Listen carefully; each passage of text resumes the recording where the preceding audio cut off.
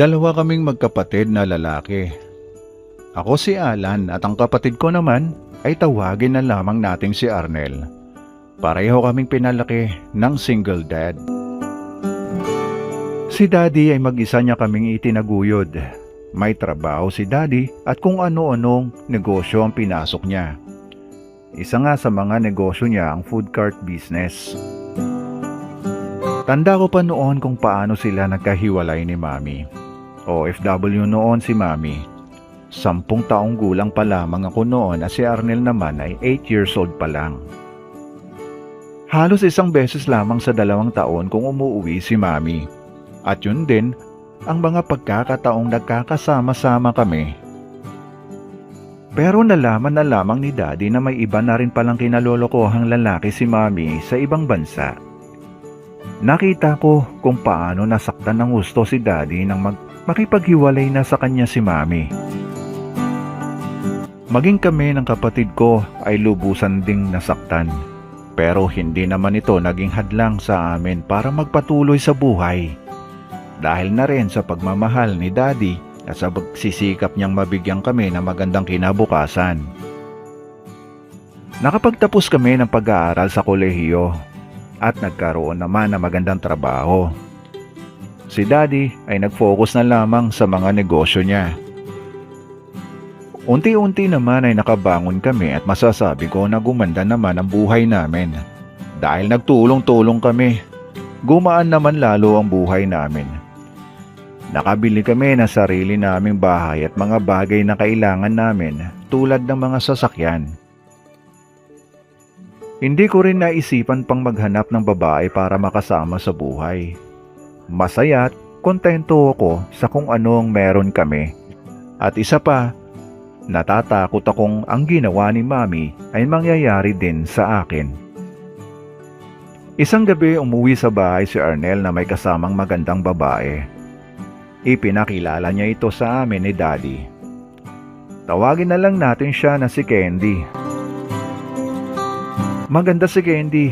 Hindi naman nagkakalayo ang edad nila ng kapatid ko na nasa 25 years old na. Kasamahan pala niya sa trabaho si Candy.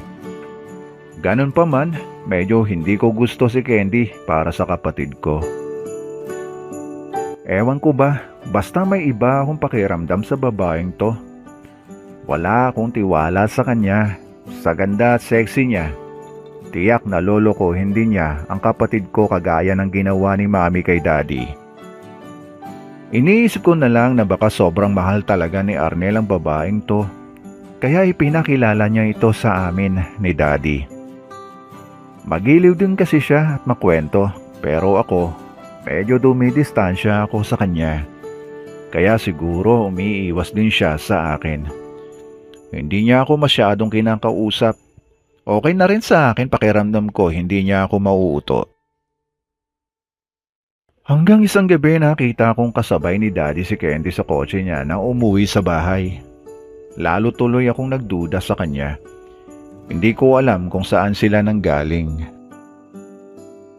Maya-maya ay dumating na rin ang kapatid kong si Arnel. Dahil dinner time, sabay-sabay na kaming kumain 3. Nagkukwento na nga si Daddy na nakasabay daw niya si Candy dahil tumawag ito sa kanya para makisabay. Nakikinig lamang ako sa kwentuhan nilang 3. Nang matapos ang kainan ay sa kwarto na ako nagpahinga. Kung dati nanonood pa muna kami ng TV lalo na kapag may larong basketball. Wala pang 10 minuto na nasa kwarto ako ay biglang kumatok si Daddy. Alam kong kakausapin na niya ako tungkol sa ipinakita kong ugali kanina. Tama nga ako at nagsalita nga kaagad si Daddy. Anak, may problema ka ba kay Candy? Napansin ko kasi magmula nang dumating siya sa buhay natin ay nag-iba ka na ng ugali. Napapansin namin ni Arnel na madalas kang tahimik. Inamin ko kay Daddy na hindi ko gusto si Candy. Ayoko sa kanya. Wala akong tiwala sa kanya. Baka saktan lang din niya si Arnel kagaya ng ginawa sa atin ni Mami. Sabi ko kay Daddy. Pero pinagpilitan ni Daddy na okay naman daw si Candy. At hindi ko dapat pinakikitaan ng hindi magandang pag-uugali. Siyempre, ano pa nga bang magagawa ko kundi ang tumahimik na lang. Ayokong lumaki pa ang gulo. Ganun na nga lang ang ginawa ko kahit ayoko ay pilit kong pinakikitaan ng magandang pag-uugali si Candy sa tuwing pumupunta siya sa bahay. Kaya naman lalong naging close sa amin si Candy. Pero hindi pa rin ako nagtitiwala sa kanya. May negosyong restaurant si Candy, mga negosyante rin kasi mga magulang niya. Hanggang isang gabi ng dinner namin, may mahalagang ibinalita sa amin si Arnel. Magpapakasal na sila ni Candy. Hindi ako natuwa sa narinig ko, pero pinilit kong hindi magpahalata. Dahil nga, wala talaga akong tiwala kay Candy. Nag-isip ako ng way para hindi matuloy ang kasal nila ng kapatid ko. Gumawa ako ng paraan para mapalapit siya sa akin ng gusto. Dahil halos 2 beses na siya pumupunta sa bahay kada isang linggo, pinakikitaan ko siya ng magandang pag-uugali. Sinubukan kong akitin siya ng unti-unti dahil madalas late kong umuwi sa bahay si Arnel. Dito ay sinamantala ko ang pagkakataon. Kinausap ko ng gusto si Candy, binola-bola at kung ano-ano pang ginagawa ko, gumaan lamang ang loob niya sa akin. Isang beses habang 2 lamang kami ni Candy sa bahay at habang hinihintay niya si Arnel, sinadya kong lumabas ng banyo na nakatuwalya lamang. Habang siya ay nakaupo na at nanonood ng TV, napansin kong lumihis ang mga mata niya. Maganda rin kasi ang katawan ko, maalaga ako sa sarili ko at regular ang pag-eehersisyo ko. Alam kong tinatablan na si Candy sa ginagawa ko pero hindi ko na muna siya binigla.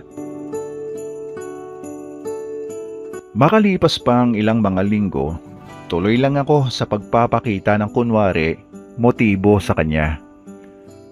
Ang dating 3 beses sa isang linggo na pagpunta niya sa bahay ay naging araw-araw at gabi-gabi. Hanggang isang araw pinlano kong hindi muna pumasok sa trabaho. Tiyempong pumasok rin si Arnel sa opisina noon at ganon din si Daddy. 2:00 ng hapon habang umuulan ng malakas, alam kong parating na si Candy noon dahil tumawag pa siya sa akin. Naligo ako sa ulan na naka-shorts lang. Mataas naman kasi ang pader ng bahay namin at medyo malayo naman ang mga kapitbahay namin. At karamihan naman ng mga bahay sa village ay wala pang nakatira. Bagong develop lamang kasi. Narinig ko na kaagad ang malakas na pagbusina ng kotse niya. Malakas ang ulan. Naglakad na ako papunta sa gate para pagbuksan siya at nang makapasok. Diretso sa garahe ang kotse niya at dahil wala pang bubong ang garahe namin at ilang metro pa ang lalakarin para makapasok sa bahay, hindi kaagad nakalabas ng kotse niya si Candy. Lumapit ako sa driver's side ng sasakyan kung saan sakto ang harapan ko sa bintana. Nakashorts lamang ako habang naliligo sa ulan. Binuksan niya ang bintana at nakita kong napatitig siya sa nakaumbok kong harapan. Hindi kaagad siya nakapagsalita.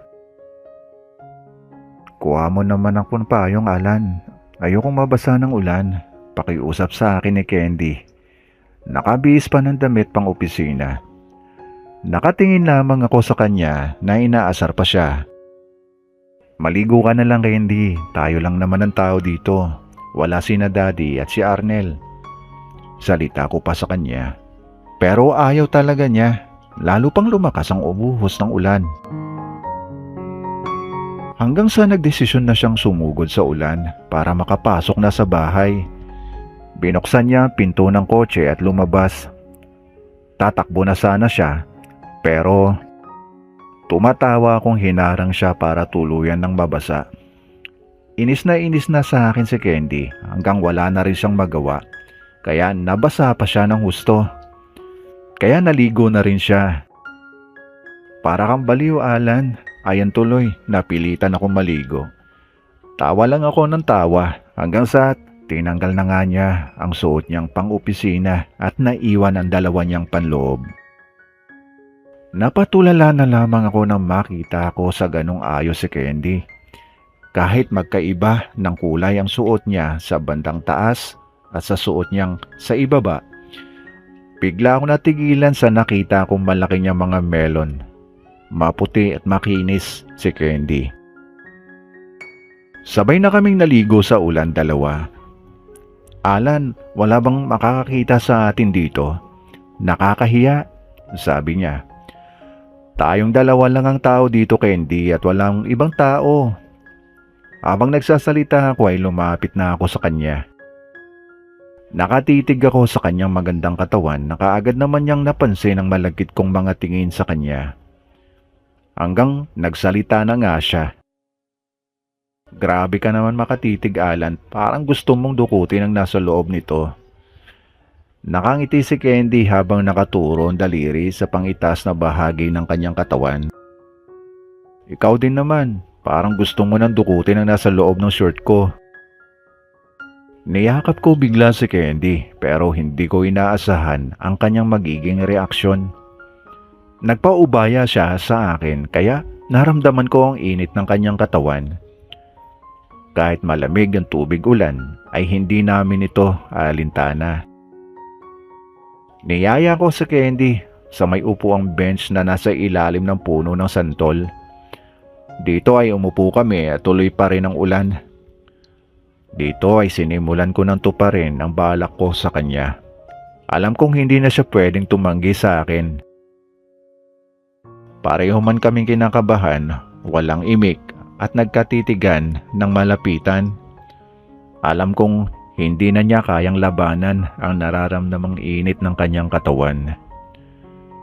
Dito na lang tayo, Candy. Walang ibang taong makakakita sa atin dito. Tumango na lamang siya kaya nagsimula na ako.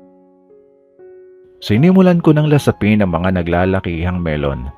Ipinamalas ko ang matalas kong sandata sa kanya. Siya ay ganun din. Wala akong masasabi sa husay ni Candy. Nagawa niya akong paligayahin.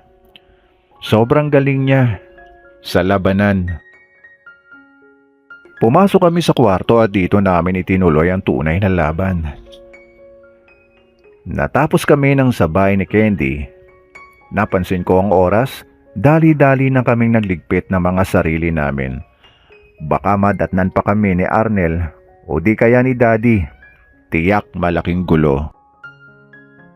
Pero bakit ba ako natatakot? Ito naman ang gusto ko, ang magkasira sila ng kapatid ko at nang sa ganon, hindi matuloy ang kasal nila. Pero napag-isip-isip ko, kung mahuhuli kami, hindi na mauulit ang masarap na ginawa ni Candy sa akin. Gusto ko pang maulit yon. Naghanda na nga si Candy ng hapunan namin at nagpahinga na muna ako sa kwarto. Hinintay kong tawagin nila ako para mag-dinner. Para siguradong hindi sila makakahalata at maya-maya nga ay tinawag na ako ni Daddy. Kaagad naman akong bumaba para kumain. Kanina pa ako nangihina dahil sa gutom at marami ring lakas ang nawala sa akin sa labanan namin ni Candy. Kumain na kami ng sabay-sabay. Magaling din talaga itong si Candy. Hindi halatang kanina lang ay naligo kami sa ulan at nagkatikiman. Ilang araw lang ang lumipas ay naulit-uli ang nangyari sa aming dalawa ni Candy. Inaagahan ko ang uwi sa bahay galing trabaho para magpang-abot at magkita kami ni Candy sa bahay at dito nga ay nagkakasarilinan kami.